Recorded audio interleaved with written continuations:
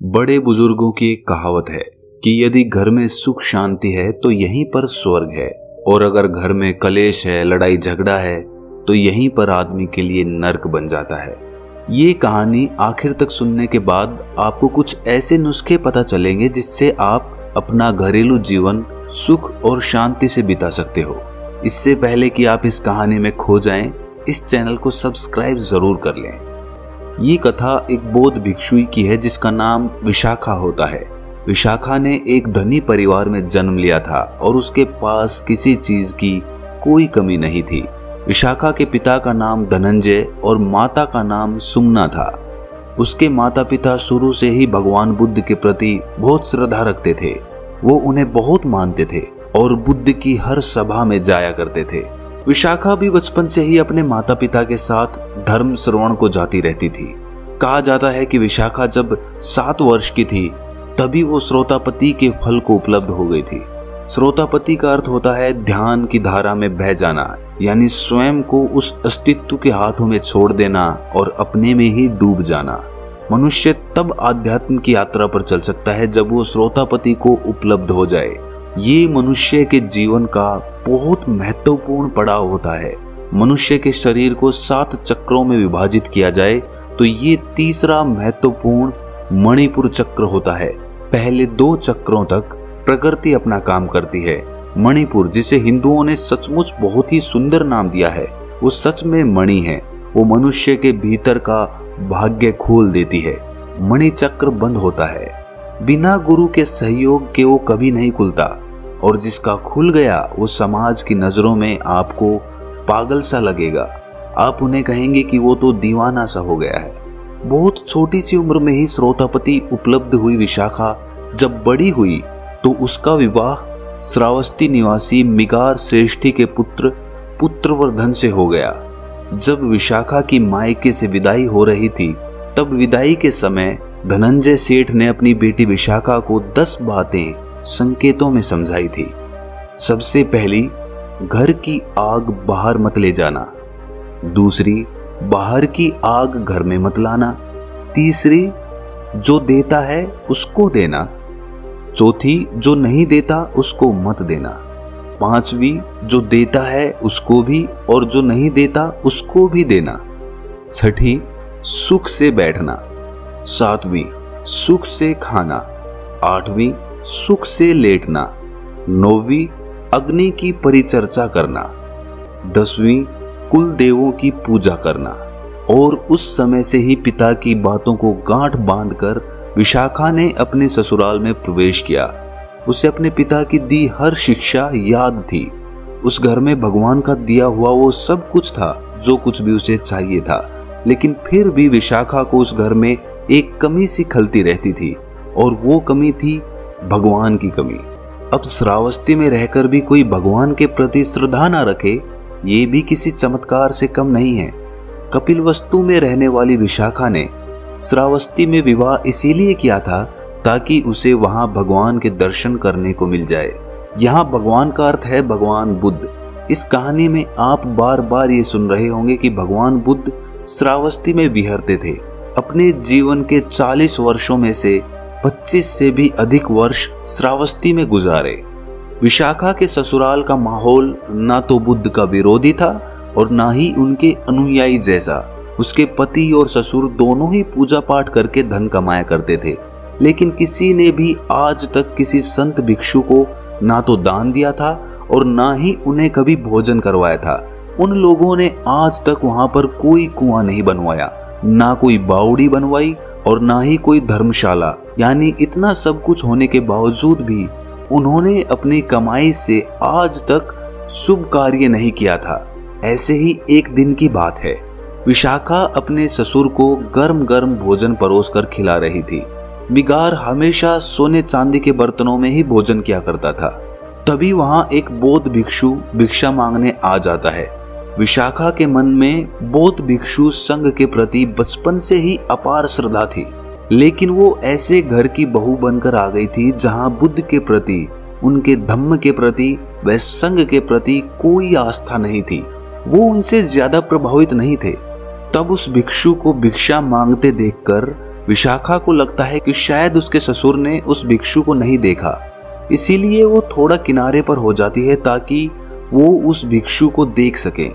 कुछ देर बाद वो भिक्षु दोबारा भिक्षा मांगता है, लेकिन इसके बाद भी मिगार भिक्षु को देखकर अनदेखा कर देता है और भोजन करता रहता है और कोई प्रतिक्रिया नहीं देता। ससुराल में बिना ससुर की अनुमति के भिक्षु को दान देना भी ससुराल की अवमानना होती थी।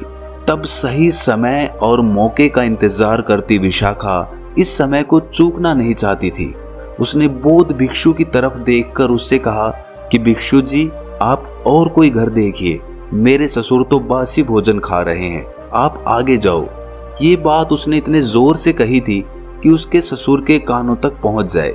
ससुर ने विशाखा की ये बात सुनी तो वो क्रोध से भर उठता है और अपनी बहू विशाखा को खूब भला बुरा सुनाने लगता है। मिगार विशाखा से कहता है कि तुम हमारे घर की वधू हो और सबके सामने हमारी ही बदनामी करवा रही हो, और घर आए भिक्षु को बिना भिक्षा दिए ही घर से वापस भेज देती हो, ये हमारी मर्यादा के खिलाफ है। मिगार विशाखा पर बहुत क्रोधित हो जाता है और क्रोध में आकर पंचायत और विशाखा के माता पिता को इकट्ठा कर लेता है। मिगार पंचायत में कहता है कि मेरी बहू ने मेरे कुल का अनादर किया है, उसने मेरे ही सामने मेरा ही अपमान किया है।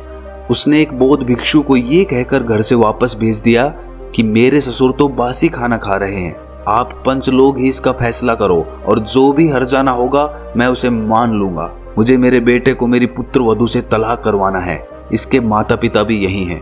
इतना कहकर वो रोने लगता है।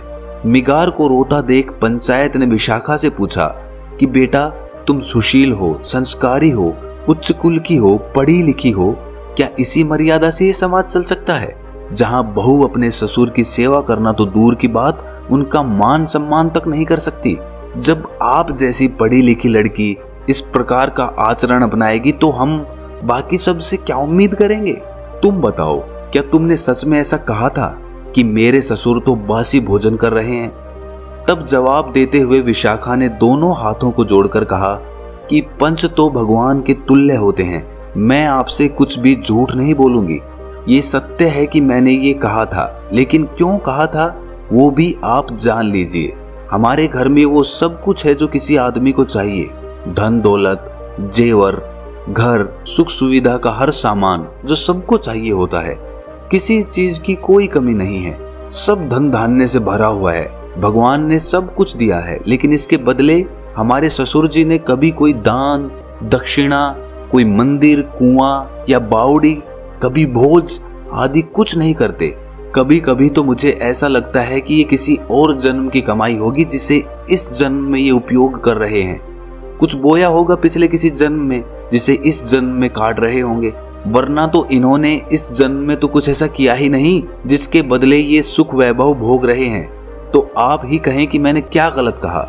मैंने तो उस बौद्ध भिक्षु से केवल इतना ही कहा था कि मेरे ससुर बासी खाना खा रहे हैं। तब आप लोग ही बताएं कि मैं कहां पर गलत हूं, मैंने क्या गलत बोला? विशाखा की ये बात सुन पंचायत उसकी प्रशंसा करने लगती है और मिगार से कहती है कि तुम्हारी संपत्ति पर तुम्हारी बहू का कोई अधिकार है या नहीं?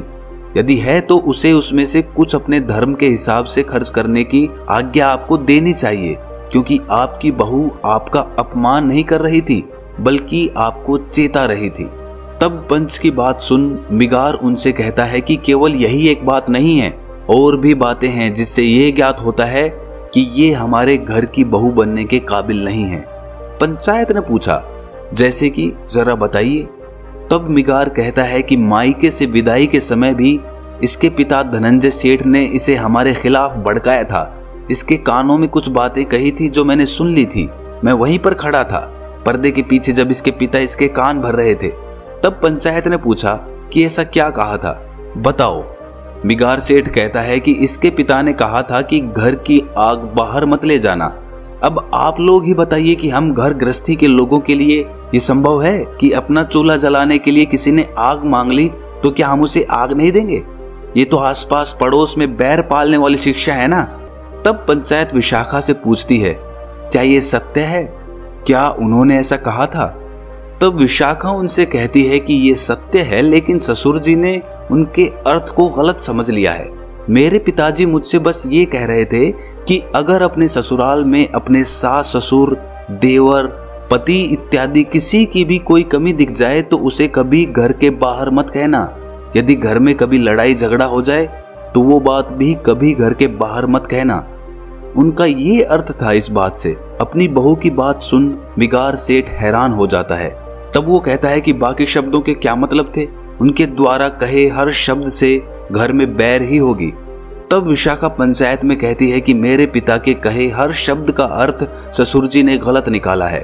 अब जब बात उन्होंने रखी है तो मैं बाकी सब का भी अर्थ बता देती हूँ। मेरे पिताजी ने बाकी संदेश में ये कहा था कि बाहर की आग कभी घर में मत लाना, अर्थात कि यदि मेरे ससुराल के किसी परिजन की कहीं कोई बुराई कर रहा हो और यदि तुम उसे सुन लो तो इस बात को भी घर में मत कहना। ये एक बड़ी आग होती है जिससे घर में समस्या पैदा होती है। उनके तीसरे और चौथे शब्द का अर्थ जो देता है उसको देना और चौथा जो नहीं दे उसे मत देना। इसका यही मतलब था कि यदि किसी पड़ोसी या रिश्तेदार को कोई वस्तु या धन उधार देना पड़ जाए तो उसे ही देना जो वापस कर दे, ना कि उसको जो वापस ही ना करे। उनके पांचवें शब्द यानी जो देता है उसको भी और जो नहीं देता है उसको भी देना। इसका मतलब ये था कि हमारे जीवन में कुछ रिश्ते ऐसे होते हैं जैसे बेटी दामाद, भांजा भांजी, भिक्षु साधु, इन्हें कभी कोई भी चीज वापस लेने के मन से नहीं देना, बल्कि ये सोचकर देना कि तुम्हें यहाँ बस देना है। छठे शब्द सुख से बैठना का मतलब ये था कि घर में ऐसी जगह अदब से बैठना कि यदि कोई बड़ा आ जाए तो हड़बड़ा के उठना ना पड़े। सातवें शब्द सुख से खाना का मतलब है कि भोजन करने तभी बैठना जब सभी घर के बड़े जानवर सब कर लें, वही सुख का भोजन होगा। आठवां शब्द सुख से लेटना, अर्थात लेटने से पहले देख लो कि सास ससुर बड़े बुजुर्ग खाना खा चुके हैं, कोई दवा खानी है तो वो खा चुके हैं, बच्चे सो चुके हैं, घर के दरवाजे बंद हैं, तिजोरी बंद है, कोई किवाड़ खिड़की खुली तो नहीं है। ये सब जांच परख करके लेटना सुख से लेटना है। नौवां शब्द अग्नि की परिचर्चा करना, अर्थात घर में सब स्व प्रेम से रहना, किसी के साथ कोई ऐसी बात या बर्ताव मत करना जिससे वो बुरा मान जाए, सबके साथ अदब से रहना। और आखिर में उन्होंने यही कहा था कि कुल देवों की पूजा करना, अर्थात सभी बड़े बुजुर्ग परिवार के सदस्य हो या बाहर के कोई भिक्षु, सबको पूजनीय समझना, उनकी जरूरतों का ध्यान रखना, भूल कर भी उनका अपमान मत करना। यही शिक्षा देकर मेरे पिताजी ने मुझे विदाई दी थी। मैंने आज भी ससुर जी का कोई अपमान नहीं किया, बल्कि बस यही कहा कि ये हर तरह से सुखी हैं, ये जरूर किसी जन्म के पुण्य हैं।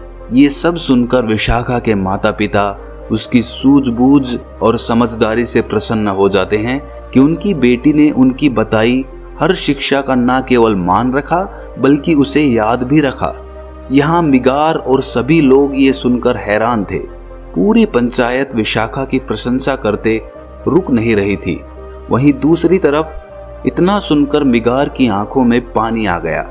उसने खड़े होकर कहा कि आज से विशाखा मेरी बहू बाद में और गुरु पहले है, और इसे पूरा अधिकार है कि वो अपने हिसाब से जो धन चाहे उसे खर्च करे। इसके बाद सब अपने घर लौट जाते हैं और घर जाकर मिगार विशाखा से ये कहता है कि क्यों ना कल हम सबको भोजन पर आमंत्रित करें। विशाखा कहती है कि ये तो नेक ख्याल है, और वो अगले दिन सभी संतों को भोजन के लिए आमंत्रित करती हैं। भोजन के उपरांत मिगार ने भगवान के उपदेश सुन उनकी दीक्षा ले ली और बाद में वो भगवान का प्रिय शिष्य कहलाया गया। विशाखा ने श्रावस्ती में एक विहार का निर्माण करवाया। ऐसा कहा जाता है कि उस समय उसमें 20 करोड़ स्वर्ण मुद्राएं लगी थी। वो 1000 भिक्षुओं के रहने का 5 मंजिला विहार था, जिसके अवशेष आज भी श्रावस्ती में देखे जा सकते हैं। कहा जाता है कि विशाखा भगवान बुद्ध की प्रमुख उपासिका में से एक थी, जो भगवान के जीते जी बुद्धत्व को उपलब्ध हो गई थी। श्रावस्ती नगर की विशाखा उन बौद्ध भिक्षुओं में से एक थी जिन्होंने बिना घर को त्यागे संसार में रहकर सभी सुख वैभव को जीकर ध्यान को उपलब्ध हो गई। तो ध्यान को उपलब्ध होने के लिए आपको घर गृहस्थी त्यागने की जरूरत नहीं है। आप अपने घर में रहकर सब सुख सुविधाओं के बीच रहकर उस बुद्धत्व को प्राप्त कर सकते हो। बस आपके मन में वो इच्छा, दृढ़ निश्चय और वो लगन होनी चाहिए जो आपको निरंतर ध्यान करने के लिए प्रेरित करे। क्या इससे पहले आपने श्रावस्ती के बारे में सुना था? यदि हाँ तो कमेंट सेक्शन में हाँ जरूर लिखें और ऐसी ही कहानी सुनते रहने के लिए हमारे चैनल को सब्सक्राइब जरूर कर लें। तो मिलते हैं अगली कहानी में, तब तक के लिए अपना ख्याल रखें।